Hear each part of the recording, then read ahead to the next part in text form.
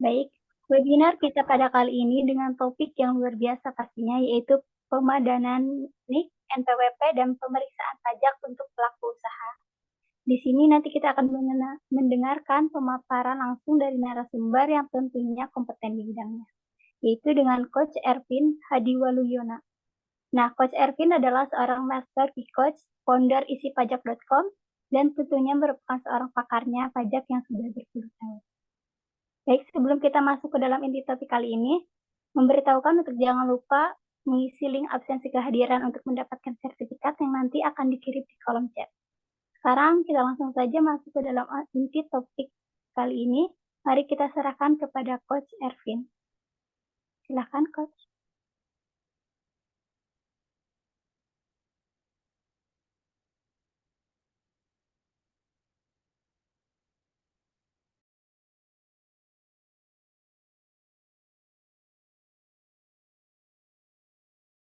Halo Coach Ervin, sudah ready?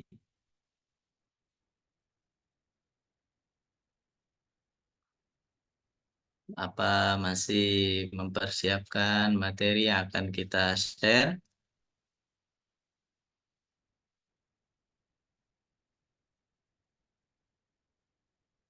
Halo Pak Adi, Kak Adi. Halo Coach Ervin, apa kabar? Baik, maaf ini lagi ada trouble di device saya. Siap Coach Ervin. Sebentar ya, boleh 5 menit ya, izin sebentar aja. Boleh, Ya, maaf silakan. ya. Kita menyapa teman-teman dulu nih. Siap. Ya, Maaf nih, siap. sebentar ya. Oke. Ya, teman-teman tolong di chat gitu ya, apa yang diharapkan dari materi hari ini tentang pajak gitu. Apakah ada yang terkendala terkait pelaporan pajak? Karena sekarang udah masuk pelaporan nih, pelaporan pajak kalau nggak salah ya. Udah mulai di bulan sekarang nih, di bulan April. Ya, di bulan April udah mulai pelaporan pajak. Nanti kalau misalnya ada kesulitan, bisa langsung tanyakan ke Coach Ervin, karena Coach Ervin juga mau buka atau punya isipajak.com yang bisa Bapak Ibu akses ya kapanpun, dan di situ juga ada apa namanya membuka jasa konsultasi untuk pajak. Nanti teman-teman boleh nih di kolom chat gitu ya, apakah selama ini sudah lapor pajak apa belum, apakah masih ada kesulitan kesulitan tentang pajaknya gitu ya, kesulitan bikin laporannya kayak gimana gitu ya. Nah, sekarang adalah momentum yang tepat untuk Ibu Bapak berkonsultasi atau berdiskusi permasalahan perpajakan. Apalagi yang sekarang lagi rame, NIK, NPWP, nomornya sama dengan NIK. Nah, apakah udah dirubah apa belum nih? Kalau saya belum jujur. Ya, masih NPWP lama ini. Saya juga belum ngerti gitu ya, harus ngelaporinnya kayak gimana. Ini momen juga nih saya untuk mendengarkan acara hari ini. Karena juga saya harus lapor pajak juga, NPWP apa, nah, pajak pribadi gitu ya, pajak perusahaan. Kemudian NIK-nya harus saya rubah. Nah, boleh ya kalau ada permasalahan atau yang mau didiskusikan di kolom chat silakan. Atau ekspektasinya saya wah mudah-mudahan hari ini saya bisa dapat pencerahan pajak. Boleh tuh di-share di kolom chat atau pada tidur ya. Halo, biasanya ada Bu Ati nih. Bu Ati mana Bu Ati? Nggak kelihatan ya. Ada Bu Aya Kiting hadir terus. Alhamdulillah ada Bu Yulianti juga. Nah, kemudian yang lain-lain yang baru masuk, alhamdulillah hari ini bisa hadir. Terima kasih banyak begitu ya kami ucapkan kepada yang baru hadir hari ini. Silakan Teh Anggia, mungkin ada yang mau disapa-sapa kepada para peserta.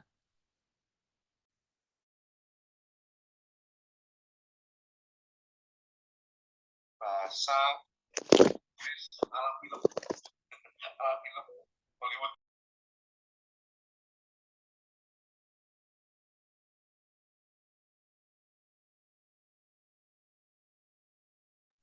Saya nih Kang mau tanya nih. Apa Bu Ida? Boleh sambil nunggu Coach Ervin lagi mempersiapkan ya.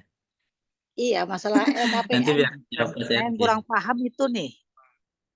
Masalah Nah, LKPM itu Kang. Untuk UMKM tuh gimana tuh?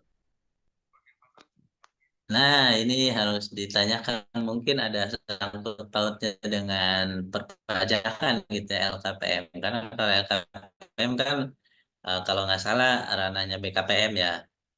Nanti kalau pajak seperti apa, apakah ada hubungannya? Paham nih kayaknya. Lebih menguasai gitu ya dibanding kita-kita gitu ya, atau saya khususnya. Nah, Bu Faida juga apa banyak kan binaannya, pasti banyak yang tanya tuh. Ini LKPM gimana, melapor pajak gimana nih Bu Faidah gitu kan. Apakah benar UKM nggak bayar pajak kan gitu ya. Gitu ya. Tapi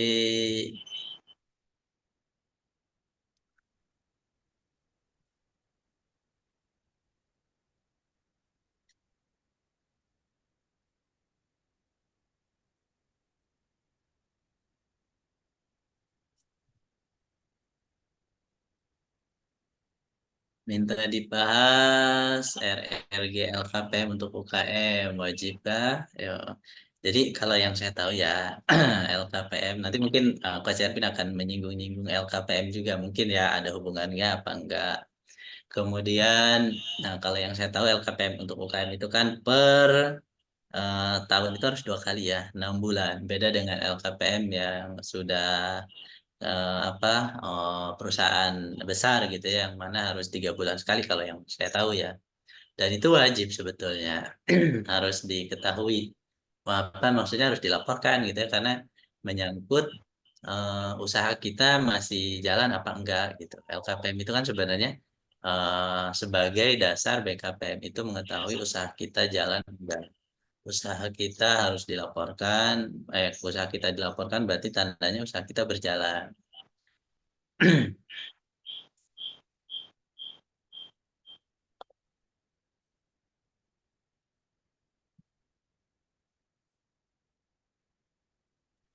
Sifatnya wajib untuk semua UMKM ya, Kak?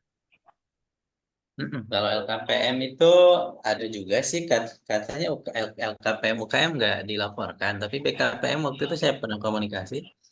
eh apa UKM juga disarankan untuk mengisi LKPM karena kan cuma laporan doang sih isinya. Buka aja Bu di OSS LKPM itu ya laporan keuangan. Nah, ini Coach Ervin udah mau mulai ya. Silakan Coach Ervin. Halo, maaf tadi ada kendala di device saya.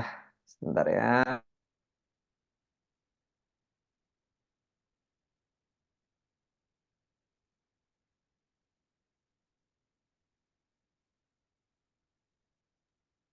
Ya, aduh.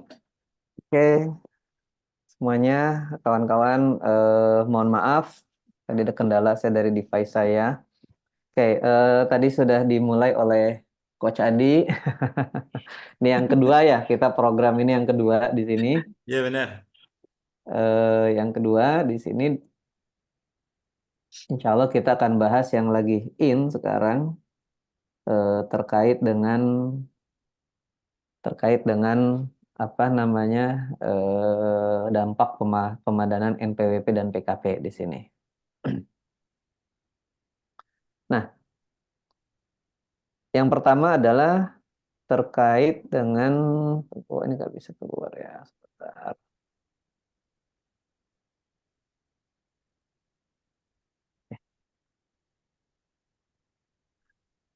Ya,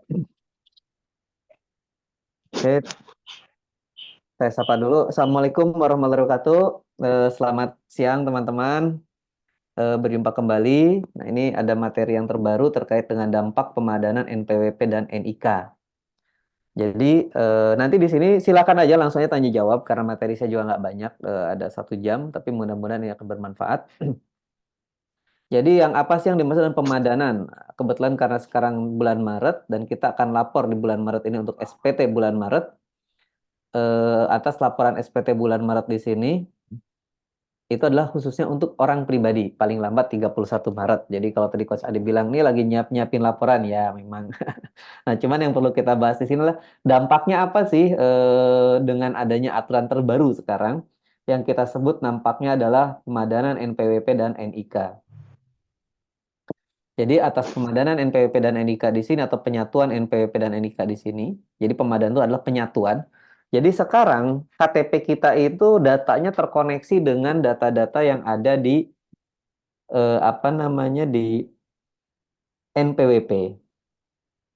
Nah, data-data yang ada di NPWP itu akan nyambung dengan data-data di KTP kita atau NIK. Nah, aturan ini mulai diatur di tahun 2021. Di aturan tahun 2021 muncullah aturan ini. Nah, sebetulnya kalau kita bicara pemadanan ini, itu adalah salah satu program dari kantor pajak dari tahun 2008. Jadi sudah ada yang namanya Single Identity Number. Jadi Single Identity Number di sini itu adalah punya visi ya, saat itu tuh kantor pajak itu pengen numbernya satu, semua data bisa keakses, karena kalau di beberapa negara data itu udah keakses semua nih. Nah, terus dampaknya buat kita apa? Tentunya kalau sekarang dampaknya adalah semua data kita itu pasti akan terakses oleh kantor pajak sepanjang ada KTP-nya. Nah, sepanjang ada KTP-nya itu akan terakses data-data tersebut. Jadi kalau begitu apa yang harus kita siapkan? Nah, yang kita siapkan adalah kalau untuk pribadi kita harus merapikan data-data kita. Nah, apa sih yang dimaksud dengan NIK, penduduk, dan NPWP? Jadi saya pikir semua sudah tahu, tapi saya akan bahas aja. Jadi NPWP adalah nomor yang diberikan kepada wajib pajak sebagai sarana dalam administrasi perpajakan untuk melaporkan. Jadi ya tanda pengenal kita, seperti token lah kalau kita sebut token kita ya. Kalau di rekening itu rekening bank kita ya, ini rekening bank kita lah. Tentunya di sini adalah untuk setiap warga negara. Karena ini adalah bulan Maret, maka ini terkait dengan kewajiban perpajakan di pribadi. Nah, NIK di sini kalau per beberapa tahun ke belakang ya, mohon saya agak lupa, kita kan ada ingat yang namanya ada program IKTP. Nah, mungkin sebagian, apa sih IKTP? IKTP, oh ya buat pemilu lah, buat milih dan sebagainya.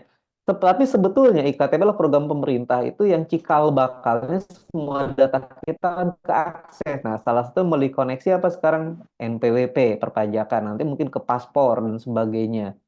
Nah, tapi yang paling signifikan buat negara adalah terkait dengan NPWP di sini. Nah, tujuannya adalah agar semua tujuan pemadanan ini adalah agar semua identitas itu jadi satu. Untuk mendukung kebijakan, semua identitas jadi satu, dan juga tidak ada lagi yang kalau kita berbisnis kadang-kadang kan toko sebelah, wah toko sebelah mah nggak ada PPN-nya tuh. Mungkin tadi ada ibu yang mau nanya, silahkan tanyakan kembali. Nggak ada PPN-nya nih.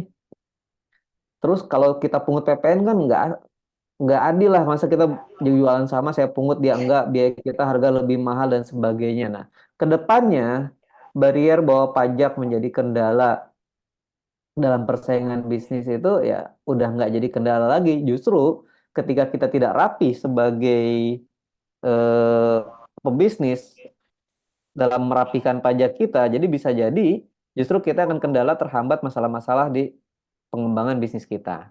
Nah, itu. Silakan kalau rekan-rekan yang menanyakan. Nah, hasil pemadanan, hasil penyatuan itu nanti isinya adalah data itu valid atau belum valid di situ. Jadi nanti ada istilahnya datanya ini valid atau belum valid. Nah, jangka waktu pemadanan itu kapan? Yaitu 31 Desember 2023, awalnya 31 Desember 2023, tapi diperpanjang sampai dengan 1 Juli 2024. Jadi masih ada waktu dipadankan 1 Juli 2024. Nah, apa sih keuntungan kita melakukan pemadanan ini atau resikonya? Ada keuntungan atau resikonya? Apa sih resiko tidak melakukan pemadanan ini? Nah, resikonya wajib pajak hanya bisa menggunakan NPWP dengan format 15 digit itu sampai 31 Desember 2023 awalnya. Tapi dengan aturan yang baru tadi maka diperpanjang aturan awal ini menjadi Juli 2024. Jadi per 1 Januari bila tidak melakukan pemadanan tidak dapat mendapat layanan administrasi. Nah, tapi karena diperpanjang, kita masih ada waktu nih sampai Juli 2024. Nah, sampai Juli 2024 di sini, kita masih ada waktu untuk melakukan pemadanan. Nah, cuman aturan terakhir Februari kita tidak melakukan pemadanan, otomatis nih kita akan tervalidasi dengan kantor pajak atas pemadanan NPWP kita. Nah, tapi kalau yang belum silakan validasi. Kenapa? Nah, kita akan bahas sekarang. Pentingnya kita melakukan pemadanan ini.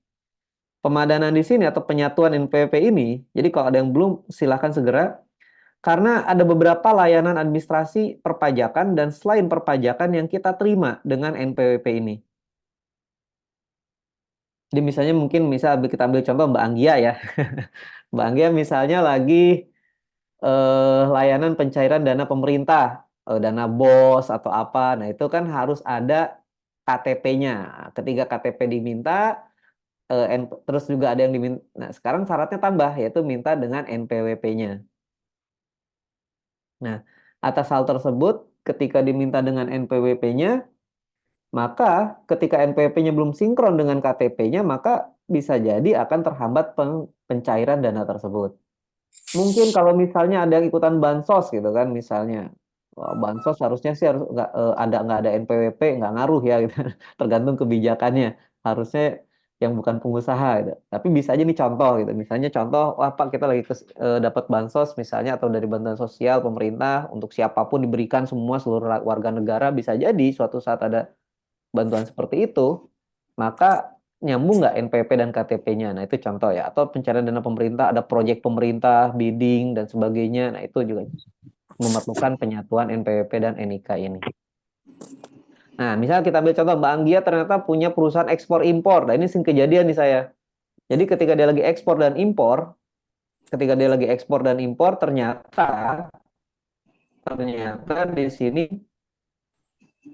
ketika dia lagi ekspor dan impor di sini ternyata NPWP-nya belum valid. Saya sering terjadi ketika NPWP ini belum valid, itu barang-barang yang dilakukan untuk ekspor dan impornya itu tertahan di sini. Jadi mungkin Mbak Anggia kalau mau tanyakan silakan aja Mbak, kita diskusi. Pak Irvin ini apa silakan gitu ya. Kalau belum jelas tanya aja langsung karena saya yakin Ya, Coach. teman-teman juga yang bertanyakan juga gitu.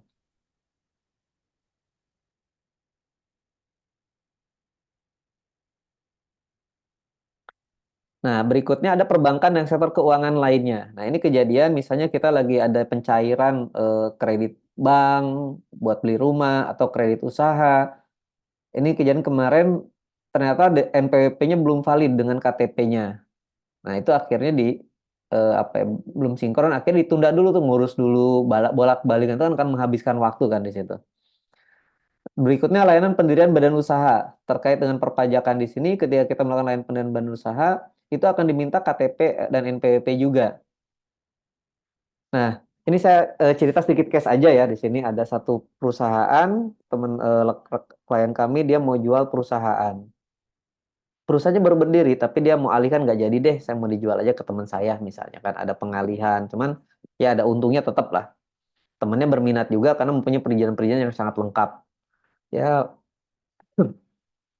atas perizinan-perizinan lengkap tersebut, temannya mau beli lah. Nah, tapi dengan syarat harus ada PKP, harus ada NPWP-nya dengan rapi, EVIN-nya, pokoknya semua data perpajakannya rapi lah. Dia pengen rapi, dia akan mulai usaha dengan baik. Gitu. Nah, ternyata teman ini yang menjual ini, dia belum pernah lapor SPT-nya, pribadinya dia. Imbasnya apa? PKP-nya juga nggak bisa diurus. Jadi panjang tuh ngurusnya. Yang harusnya cuma sehari langsung beres, akhirnya kita ngurusin dulu karena datanya juga dia harus lapor, harus minta data-data lumayan lama progresnya di sini 1 bulan. Akhirnya selesai 1 bulan transaksi terjadi. Untung transaksi jadi. Coba kalau nggak jadi, dia beli yang lain ya nggak Mbak Anggi? Nah, berikutnya adalah kalau misalnya ganti akte, ganti nama nih, misalnya Pak, saya ada pemegang saham baru nih, saya alihkan ke perusahaan ke rekanan yang lain. Nah, ketika dicek segala macam perizinannya bisa jadi nggak valid, akhirnya tertunda lagi gitu.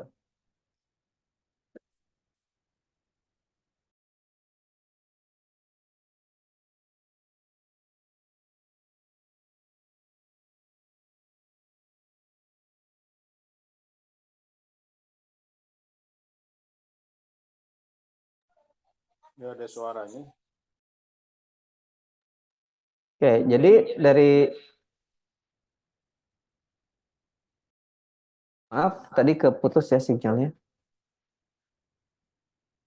Jadi ketika kita melakukan keuntungan pemadanan NPWP dengan NIK di sini, jadi tadi sampai mana? Layanan pendirian badan usaha dan perizinan usaha ya.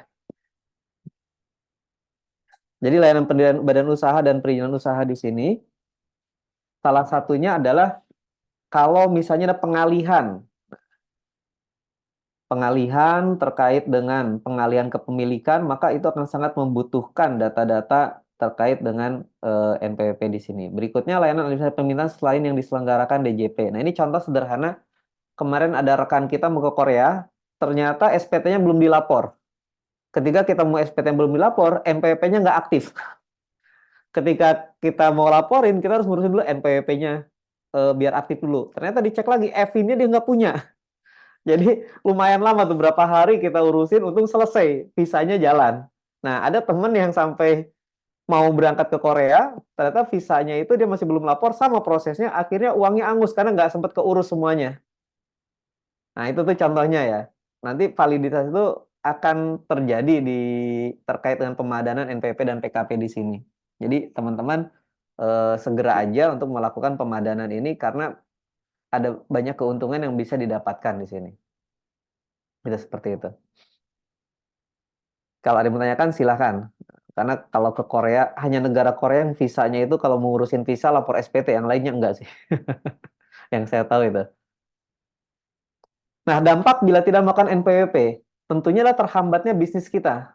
Nah, jadi kayak sebagai contoh, misalnya tertahan pelayanan ekspor dan impor, pengurusan pembuatan akte perusahaan, bahkan kalau tadi yang tanya, Pak, di RKPM gimana nih ketika kita akan mengajukan OSS atau pembuatan NIB, itu kita harus upload NPWP dan KTP kita. Nah, ketika kita upload mengisi nama dan sebagainya, ketika NPWP-nya tidak valid atau belum disatukan, maka otomatis nanti per bulan Juli itu kita nggak bisa tuh melakukan pendaftaran baru untuk NIB atau OSS. Itu contohnya.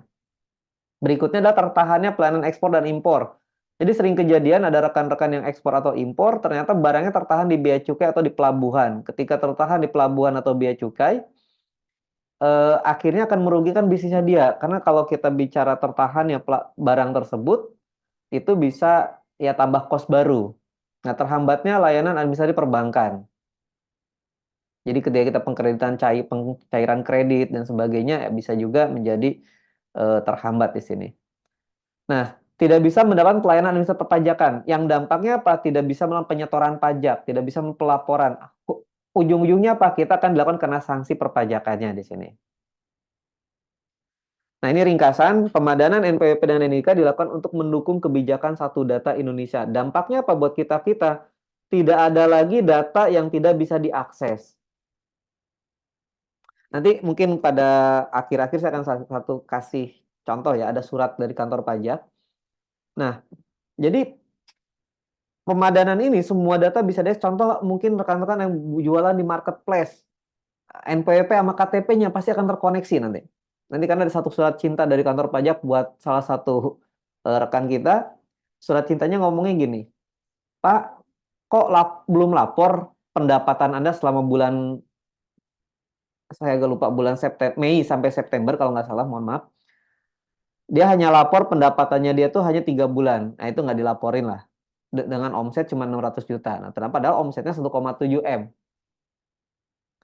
Nah, jadi data-data di sini itu akan terakses semua kemana-mana. Marketplace, bahkan kalau misalnya Mbak Anggi beli emas nih, ibu-ibu misalnya nabung beli emas ke Antam, itu akan diminta tuh NPWP-nya dan KTP-nya. Nah, kalaupun dulu diminta NPWP dan KTP, kita bisa nyembunyiin NPWP-nya. Enggak, Pak, saya KTP aja, NPWP belum punya, misalnya gitu ya. Tapi kalau sekarang, ketika diminta NPWP dan KTP, bilang begitu, KTP-nya diminta aja, NPWP-nya udah pasti kelihatan. Gitu. Nah, buat lembaga atau perusahaan yang menjual emas kayak Antam tersebut, fungsinya apa ya? Buat pemotongan pajak di situ. Nah, cuma kalau misalnya buat negara apa? Data itu langsung masuk ke negara. Oh, aksesnya si Anu beli emas, si ini beli emas, ketahuan uangnya berapa, hartanya berapa. Nah, ini kita bukan dalam rangka, wah Pak jadi serem, enggak. Karena pebisnis adalah resikonya. Ini kita harus tahu nih data fakta apa yang bisa menghambat usaha-usaha kita.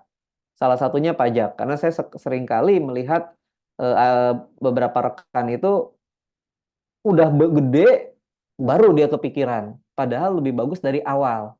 Nah, saya akan kasih contoh di sini. Misal, saya adalah UMKM yang omsetnya cuma 500 sudah mencapai 500 juta dalam setahun. Saya adalah UMKM yang orang pribadi jualan yang sudah mencapai omsetnya 500 juta setahun. Nah, 500 juta setahun di sini itu tidak dikenakan pajak. Nah, kewajibannya apa? Lapor sampai dengan maksimum 2024 ya. Lapor dan nihil. Itu nggak dikenakan pajak. Kalau dia memenuhi kewajibannya terus dia lapor tiap tahun dengan baik, itu harusnya nggak ada masalah. Nah, tapi kita ambil contoh nih, ada satu orang dia nggak pernah lapor, omsetnya 500 juta setahun. Nah, untungnya kita sebut 100 juta setahun lah, mudah-mudahan, amin gitu ya. Nah, selama 5 tahun tuh dikumpulin uangnya, 500 juta lah. Dari 500 juta tersebut, tiba-tiba dia beli rumah atau beli mobil seharga 500 juta, beli mobil lah, kita sebut 500 juta. Ini beli mobil 500 cash ya, setelah dikumpulin 5 tahun. Ketika kita beli cash pun kan diminta KTP tuh kedeteksi sama kantor pajak dari KTP tersebut. Karena dia punya NPWP misalnya. Ditanyalah sama kantor pajak, uang 500 juta ini dari mana? Nah, perhatikan. Ketika kita nggak lapor dan kita tidak bisa menjelaskan uang ini dari mana, maka kenanya sampai 500 juta, tarif tertingginya 25%. Ada yang ridho nggak kira-kira dipotong 25% dari 500 juta? Kan nggak ya? Nah, padahal ini usaha 5 tahun yang omsetnya 500 nggak kena pajak. Harusnya nggak kena pajak, tiba-tiba kita nggak ada pertanyaan kantor pajak seperti itu, nggak bisa jawab, jadi kena pajak. Nah, itulah pemahaman ketika kita memahami aturan perpajakan. Harusnya tuh nggak ada masalah pajak, bahkan ditanya aja enggak. Karena kita udah lapor. Nah, itu contohnya. Jadi, atas pelaporan tersebut, itu sangat terkait dengan data-data yang ada di NPWP kita. Nah, NPWP kita ini sekarang nyambung dengan KTP kita. Kira-kira nih, apa yang urusannya kita nggak pakai KTP? Mungkin ada yang mau ngasih contoh nggak, Mbak Anggi? Ke bank pakai KTP. Mau nikah pakai KTP, ya nggak? Paspor pakai KTP. Apa? Semuanya akses KTP-nya ke data. Oh, dia rumah sakitnya kelas atas misalnya, kelihatan. Oh, dia sering berangkat ke luar negeri, kelihatan. Oh, dia punya toko-toko di marketplace, kelihatan juga ada KTP-nya. Betul nggak? Oh, dia bikin NIB, ada KTP-nya. Oh, dia pengusaha ekspor, ada KTP-nya. Bikin paspor segala macam. Ya, kecuali yang memang tidak akan diminta, ya, ke rumah sakitnya diminta KTP, betul nggak? Betul. Padahal sakit gitu. Iya. Nah, itu. Jadi paling lambat itu adalah 31 Desember, cuman dapat perpanjangan sampai dengan 2024 bulan Juli ini. Gitu. Nah, bila tidak melakukan pemadanan atau pemadanan istilah penyatuan, maka atas penyatuan tersebut ini maka kita tidak mendapat layanan dari Dijen Pajak atau layanan pihak lain. Yang tentunya hal ini akan menghambat bisnis Anda dan risiko tertundanya pemenuhan kewajiban perpajakan Anda. Yaitu ringkasannya. Nah, terus bagaimana cara melakukan validasi untuk atau tutorial atau cara pemadanan NIK dan NPWP ini? Saya akan kasih video, mudah-mudahan terdengar ya.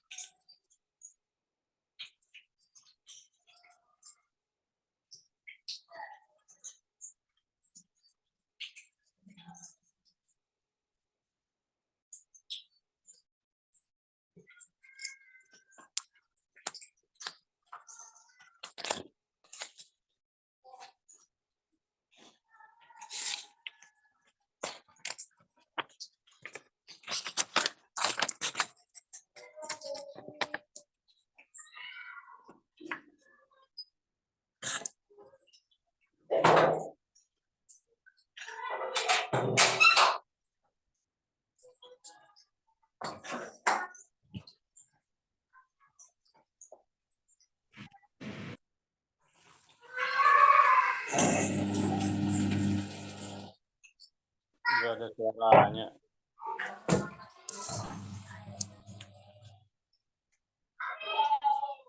Nah di sini kita lihat valid ya. Nah, di situ kalau di video yang masih ditayangkan tadi terlihat ada kata-kata valid di sini ya. Videonya masih kelihatan nggak? Nah, di situ ada kata-kata valid di sini. Nah, itu jadi bahwa atas pemadanan NPWP tersebut sudah berhasil. Nah, itu jadi rekan-rekan nanti mungkin akan saya kirimkan gimana cara melakukan pemadanan. Itu contohnya. Oke.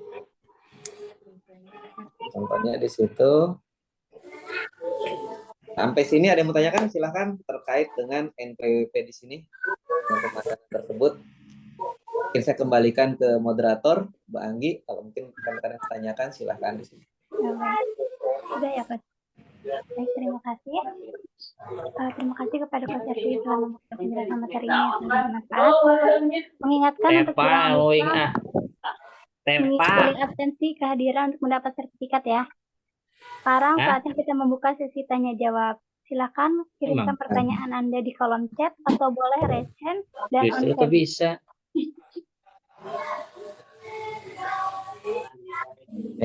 Mungkin tadi saya menjawab sambil nunggu ya. Saya menjawab tadi ada yang nanya RPMK ya, apa yang terkait dengan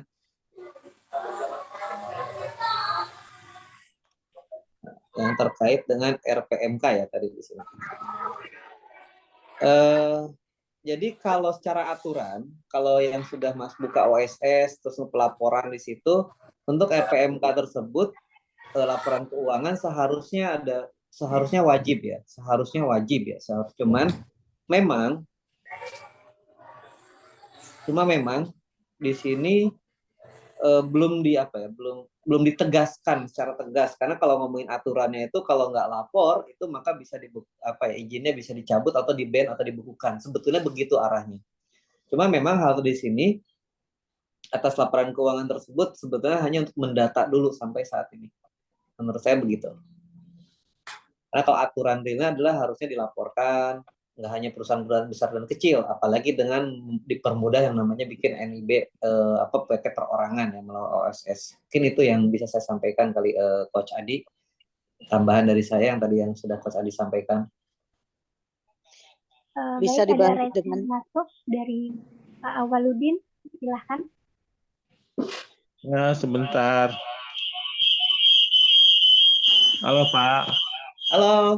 Assalamualaikum. Waalaikumsalam. Saya mau nanya, Pak ya. Dulu kan saya kerja, Pak ya. Itu kan saya dapat NPWP dari perusahaan ya. Halo. Betul, silakan. Saya dapat perusahaan. Tiap tahun saya ngelapor pajak pakai EPI nih, Pak ya. Betul. Pensiunan dini, saya nggak ngelapor pajak tuh gimana ya dampaknya ke saya ya? Oke, berarti yang belum lapor kapan? Tahun berapa, Pak? Udah lama sih, Pak. 2019. Oke. Nah, tapi sekarang masih bekerja, Pak Waludin? Enggak. Saya nggak ada penghasilan. Udah nggak ada penghasilan ya? Tapi saya ada penghasilan, Pak. Saya mau lagi buka usaha gitu, Pak. Betul. Kedepannya itu gimana, Pak ya? Oke, gini. Itu kan kemarin lagi 2019 itu akhir nomor NPWP sama nomor KTP kan nggak sama, Pak. Ya. Jadi gini, yang penting F ini masih ada nggak, Pak Waludin? Saya lupa, Pak, udah lama. Itu juga bikinnya di kantor. Saya lupa, pasportnya lupa. Bisa, nggak apa-apa. Mau password lupa dan segala macam sekarang mudah kok. Kita tinggal mengaktifkan kembali. Nah, pertanyaannya adalah ini, kenapa sih kita harus lapor pajak? Ya, di luar kewajiban kita sebagai sebagai warga negara, dan itu adalah aturan yang sudah diatur bahwa bisa memaksa negara, tapi lebih kepada kalau sudut pandang saya adalah lebih bagaimana cara kita mengamankan harta kita. Jadi Pak Waludin sekarang bisnisnya apa, Pak Waludin di sini? Kuliner, Pak. Kuliner ya. Oke. Sudah berjalan berapa lama, Pak Waludin? Sejak saya 4 tahun, sekitar kurang lebih 4 tahun, Pak. Kurang lebih 4 tahun. Oke. Nah, kurang lebih 4 tahun. Oke. Tentunya berarti sudah menghasilkan ya Pak Waludin ya di sini ya. Ya, kurang lebih lah. Nah, kurang lebih lah. Karena saya mau nanya tentang berapa omset segala macam, agak private lah kalau mungkin di sini kamu sharing ya. Nanti mungkin boleh ke saya. Tapi intinya gini, contoh gini. Terus kenapa sih kita harus lapor pajak sebagai pengusaha atau sebagai pribadi? Itu kalau saya di awal menyebutkan adalah untuk mengamankan harta kita dari tergerus oleh masalah-masalah pajak ke depannya. Contoh gini. Kita ambil contoh Pak Waludin ya, Pak Waludin ya. Pak Waludin usaha kuliner, ini ambil contoh aja ya. Usaha setahunnya itu misalnya 500 juta ya Pak Waludin ya. Udah 4 tahun kan Pak? Betul nggak? Ya. Nah, Saya kira-kira pasang kalau surut aja, usaha Pak. kuliner itu untungnya 10-20% masih ada lah ya. Misal ya. Iya, Pak. Oke. Kita ambil angka yang 20% lah. Berarti kalau usaha saya 500 juta, berarti keuntungannya 200 juta. 100 juta. Selama 4 tahun berarti Pak Awolin bisa nabung 400 juta. Contoh aja Pak ya, ini contoh aja. Itu kalau 500 juta. Nah, kalau 1 miliar, berarti kan 20%-nya dikali 1 miliar 200 juta. Nah, 200 juta kali 4 tahun, 800 juta kan. Pertanyaannya, Pak Aulin mau milih 400 boleh, mau milih yang 800 untung nih, untung bersih selama 4 tahun ya. Kira-kira mau yang 400 apa yang 800 Pak Auludin? Saya nanya itu dulu deh. Tapi saya aktifnya 2 tahun terakhir ini, Pak. Oh, Itu 2 tahun, nggak 4 apa-apa. tahun sejak. Ini kita ambil contoh aja dulu, contoh aja, asumsi 4 tahun Ya, aktif oke. seperti itu contoh ya. Kira-kira 4 tahun ini Pak Aulin mau milih yang 400 juta, yang saya bilang keuntungannya tadi, atau yang 800 juta? Ini salah satu dulu deh. Yang kecil dulu aja, Pak. Yang kecil, oke. Nah, kalau yang kecil 400 juta, itu tarif pajaknya itu bisa sampai 25%. Tapi ada aturan baru per tahun 2022 itu, kemarin ya, ini bisa digunakan. 2022 itu kalau omsetnya sampai 500 juta nggak kena pajak. Jadi yang kena pajak dari 4 tahun itu cuma 1 tahun aja dan tarifnya 0,5. Nah, kira-kira mau milih 0,5 atau yang 25%? Kira-kira gimana Pak Ulin? Pajaknya mau yang 0,5 atau 25%? Pasti kan yang 0,5 kan, dan hanya kena 1 tahun itu. Ya, Pak. Jadi kenanya ya 500.000, misal contoh seperti itu. Nah, kira-kira Pak Ulin kan nanya, lah kan Pak itu kalau ketahuan, kalau nggak ketahuan gimana Pak? Uangnya saya pakai aja sampai simpen aja. Betul nggak Pak Ulin? Iya nggak? Ya, benar, Pak. Nah, pertanyaan saya, tuh uang kira-kira mau disimpan di mana Pak? Pertanyaannya itu, contoh yang 400 juta dulu nih, kan ngomong 800, 400. Kira-kira simpan di mana? Di bantal? Pasti di bank, Pak. Di bank kan? Kira-kira ke detek nggak? Pertanyaannya itu satu. Pasti. Nah, jadi kenapa kita harus bayar pajak, atau kalau saya bahasa bukan hanya bayar, lapor, jadi bisa lapor, bisa bayar, adalah untuk untuk mengantisipasi ketahuan seperti ini sama kantor pajak di belakang. Kalau kita nggak bisa bukti, pasti udah lupa nih Pak Ulin 4 tahun ke belakang ini. Ya Pak, omset saya berapa, ini berapa. Kantor pajak hanya ngelihat uang terkumpul di tahun ini ada 400 juta. Nah, itu yang akan dicari. Nah, itu paham ya? Nah, terus kenapa saya kasih contoh yang 800? Karena kalau 800 juta, tarif pajaknya tertinggi 30%. Kenapa saya kasih 800? Misal Pak Waludin, wah untung udah ngumpul 800 nih. Beli rumah baru deh 800 juta, cash langsung. Ya nggak Pak Waludin? Ya. Nah, ketika beli cash langsung, kira-kira diminta KTP nggak waktu jual beli? Pasti, Pak. NPWP juga. NPWP juga. Ketahuan nggak? Nah, itu poinnya. Jadi kemanapun akan ketahuan. Nah, lebih baik mulai dari yang sekarang gitu loh Pak, yang kecil-kecil usaha Bapak, karena kita nggak pernah tahu nanti anak Bapak udah besar, misalnya Bapak, udah gede, usaha Bapak udah gede, ngasih ke anaknya, enak nih buat nikah 1 M, wah, ketahuan juga ngeluarin duit. Itu poinnya. Jadi kalau saya tanyakan ke saya, kenapa sih Pak kita harus lapor untuk mengamankan harta kita dari yang seharusnya kita tidak melakukan pembayaran pajak atau kecil pembayaran pajaknya, dari resiko pembayaran pajaknya menjadi besar yang tadi saya sampaikan gitu Pak. Bisa dipahami ya sampai sini ya?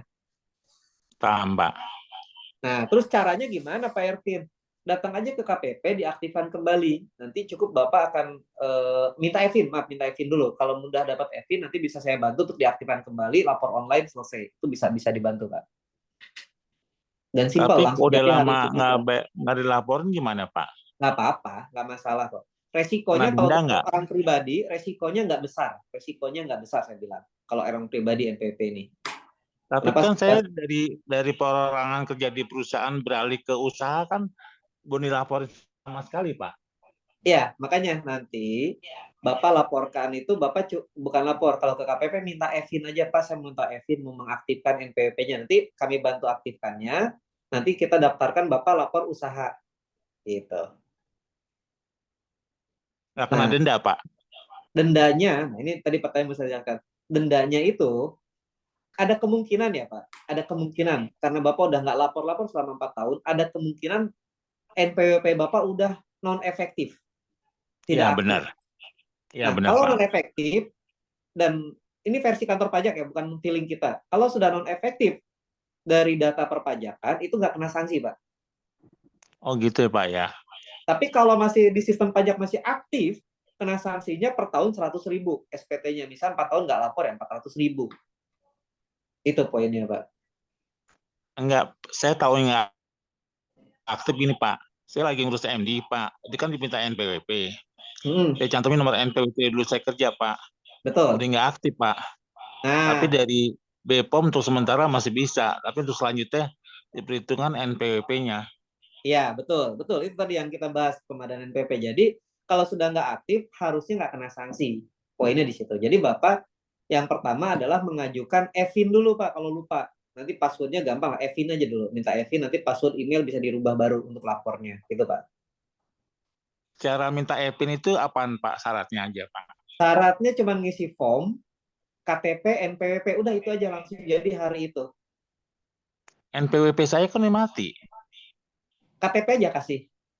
KTP. Berarti Ya, antar NPWP berubah dari nomor NPWP sama KTP sama ya, Pak ya?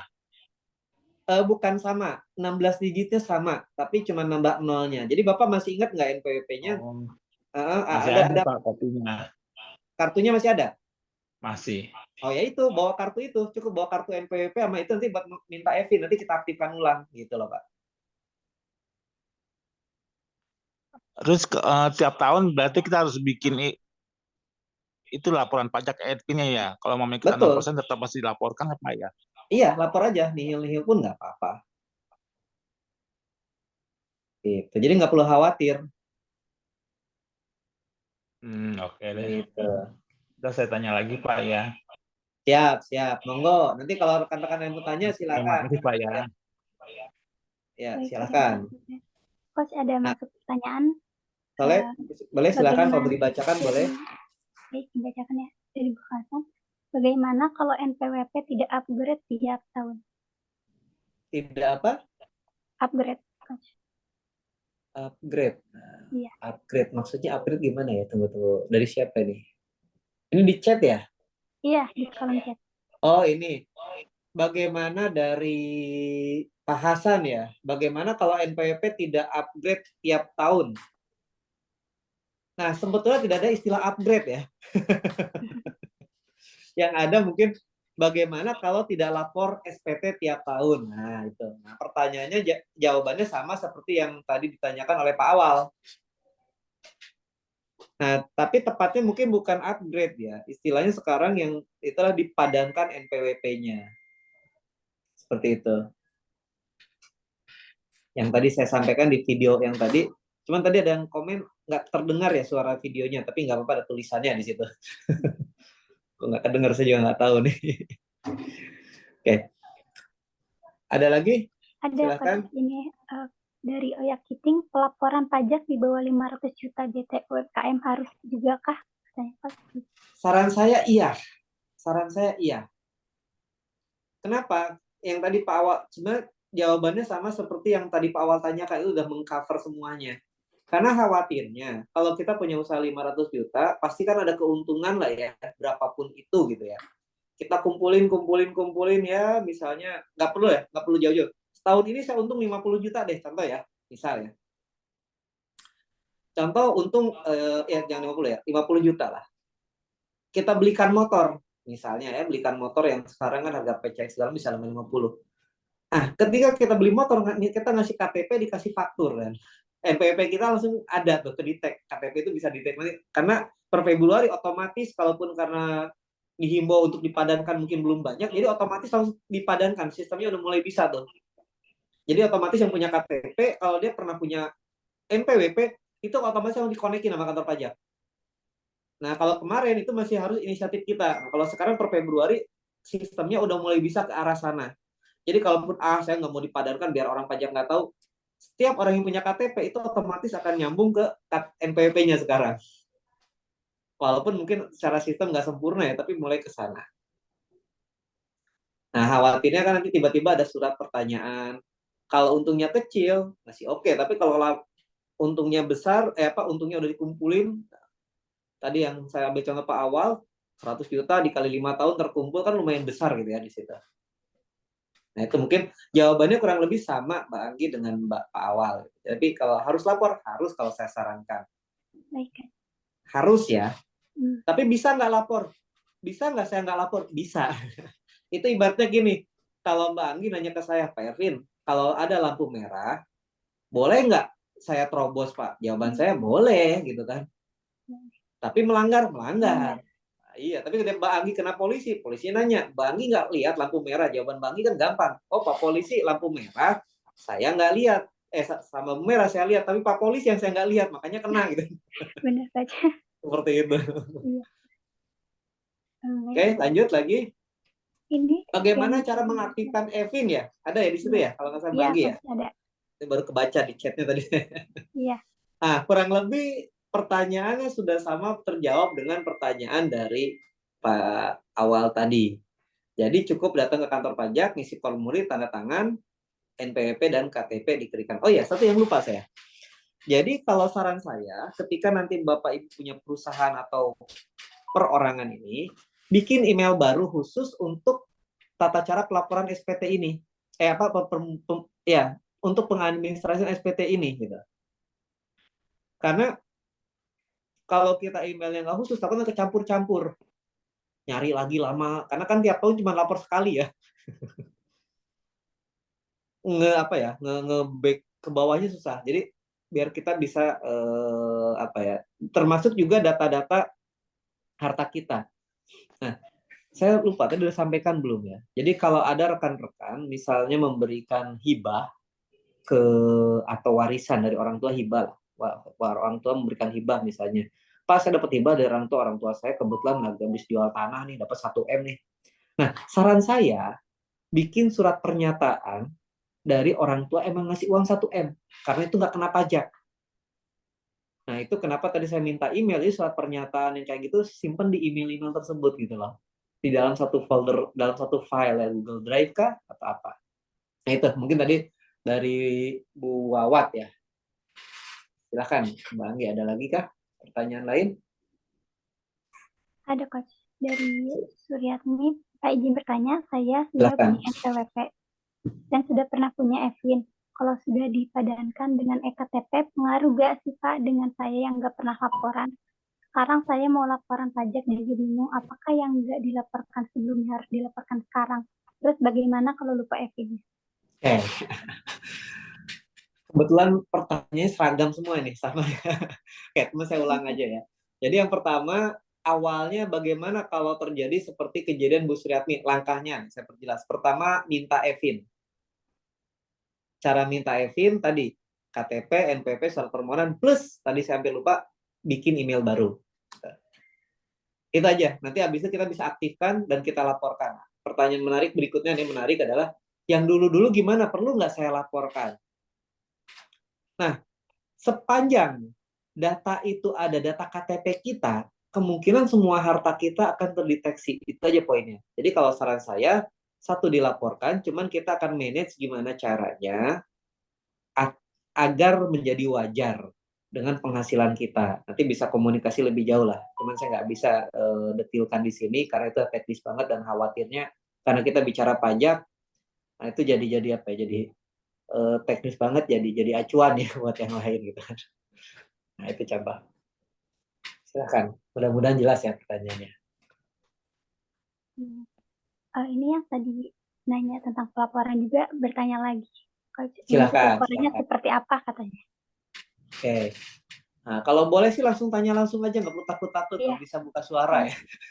Boleh raise hand Ibu Bapak atau Om Oke. Anten.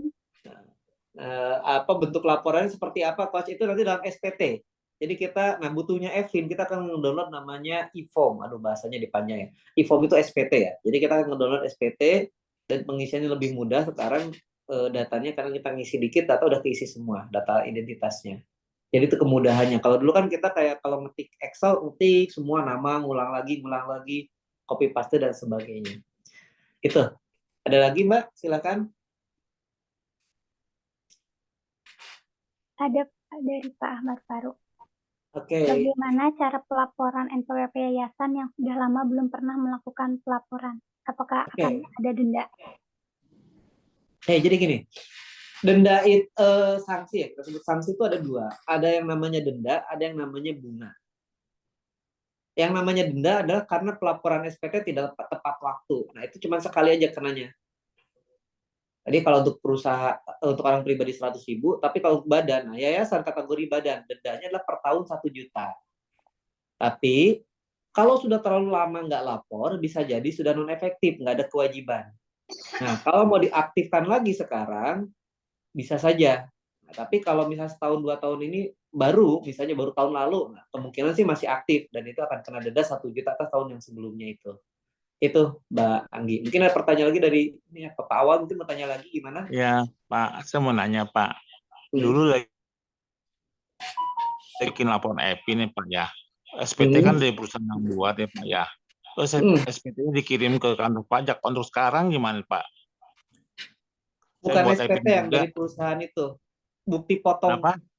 Yang Ya, dari bukti perusahaan potong. bukan SPT, bukti potong. Ya, Nah, bukti kalau potong. sekarang kita kan nggak ada bukti potong. Bapak usaha ya hitung sendiri, Pak. Salesnya berapa, pendapatannya berapa. Gitu. Jadi EPIN cukup ya, Pak ya? Nggak usah kirim-kirim lagi ke kantor pajak ya, Pak ya? Enggak, kita nggak ada ke kantor, langsung lapor online semua, Pak. Oh gitu. Terus saya Jadi nggak nanya lagi bolak-balik lagi, kantor Pak. pajak datang. Kalau dulu kan mungkin Bapak walaupun dapat dari bukti potong dari perusahaan, lapor, Ya, datang ke kantor pajak itu kan, antri panjang ya. sampai sore. Enggak, Gitu. Pak. Saya nanya lagi, Pak. Nah, saya kan kuliner ya, Pak ya. NPWP-nya atas nama saya. Tiba-tiba apa ya? Anak saya nerusin itu NPWP atas nama saya apa atas nama anak saya, Pak? Tipe Ya, baru ya, Pak, itu gimana, Pak?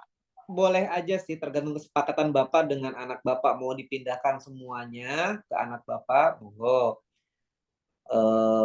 Itu tergantung kesepakatan. Tapi kalaupun lebih baik ya otomatis ya bisnisnya kalau anak Bapak udah dewasa ya dalam arti udah 18 tahun ke atas sudah bisa menjalankan, maka NPWP-nya itu saya sarankan biarkan diuruskan oleh anak Bapak kewajiban perpajakannya gitu. Oh gitu ya. Betul. Oke deh, Pak. Ya. Terima Silakan, kasih Mbak. penjelasannya, Pak. Sama-sama. Gimana Mbak Anggi? Ada lagi yang mau tanyakan rekan-rekan di sini? Ya, Bapak Ibu, bagaimana? Apakah ada yang mau bertanya lagi? Silakan.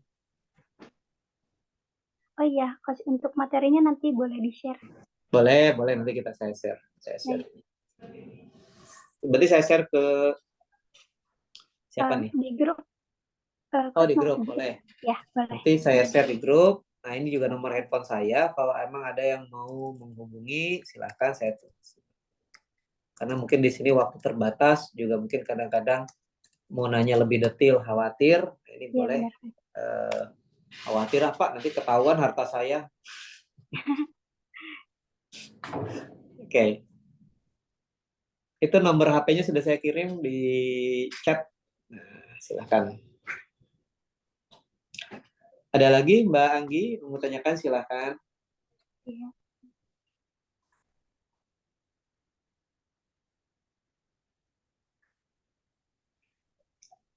Kayaknya udah aman semua nih Pak. Udah aman kali ya. Bagaimana Bapak Ibu? Waktunya udah habis atau belum Mbak Anggi? Masih ada sih Coach kalau mau. Kalau saya mah santai, silahkan ikut aja. Ya. Saling sharing aja ya Coach, Bapak Ibu. Ya, baik. Coba saya sharing sekarang ya sambil menunggu ya. Sebentar ya, saya sharing sekarang. Silakan sambil tunggu pertanyaan lagi. Oke, sebentar. Mana sih chat? Ini chat. Saya boleh nanya lagi nggak, Pak? Silakan Pak, silakan.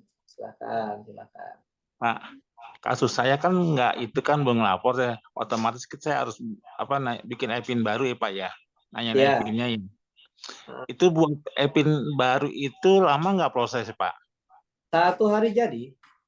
1 hari jadi. Oh ya Pak, kebetulan di desa saya tuh ada itu orang desa tuh orang pajak mau ke desa ya Pak ya. Itu Hmm. sama aja ya, Pak ya. Orang pajak apa dulu nih?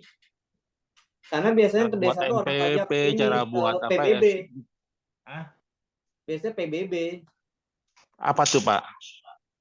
Jadi biasanya yang itu adalah PBB, dalam arti PBB itu ya pajak PBB bumi ya. bangunan. Ah, Oh jadi nggak ada sosialisasi orang pajak datang ke itu ya Pak ya, ke desa-desa gitu Pak.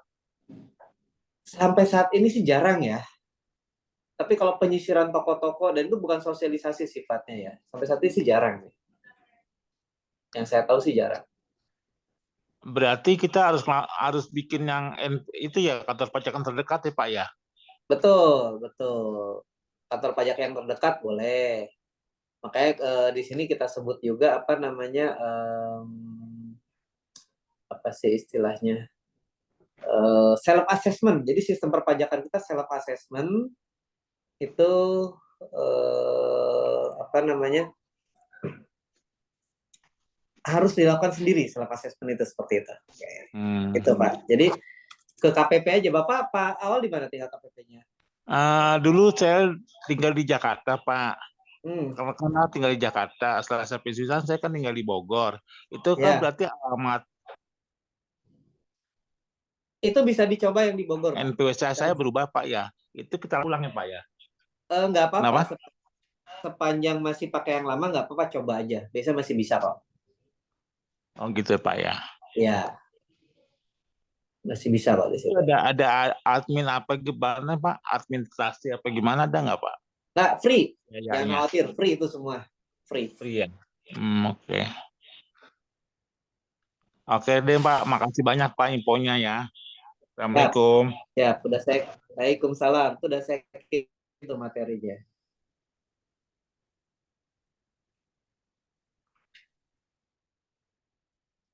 Baik, gimana? Apakah mau dicukupkan saja, Coach? Silakan aja. Saya sih sudah Baik. pasti 2:30 ya. Iya, Pak. Baik, terima kasih telah mengirimkan pertanyaan dan terima kasih kepada narasumber atau Coach Ervin atas waktu dan pengetahuan yang diberikan. Sebelum saya akhiri, mari kita foto bersama terlebih dahulu. Mohon untuk on cam ya.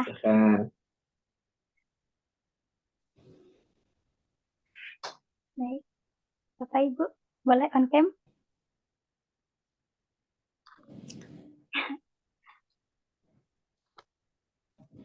Malu-malu. Iya nih, masih siap-siap kayaknya. Untuk on cam. Siap-siap buka puasa. Iya, sebentar lagi ya. Masih lama. Belum ini Coach nyiapin ini buat buka. 3 jam lagi. 3 jam Ini lagi. bukan siap-siap buka puasa, ini siap-siap lebaran ini. Baik, 1, 2, 3. Halo Coach. Ya.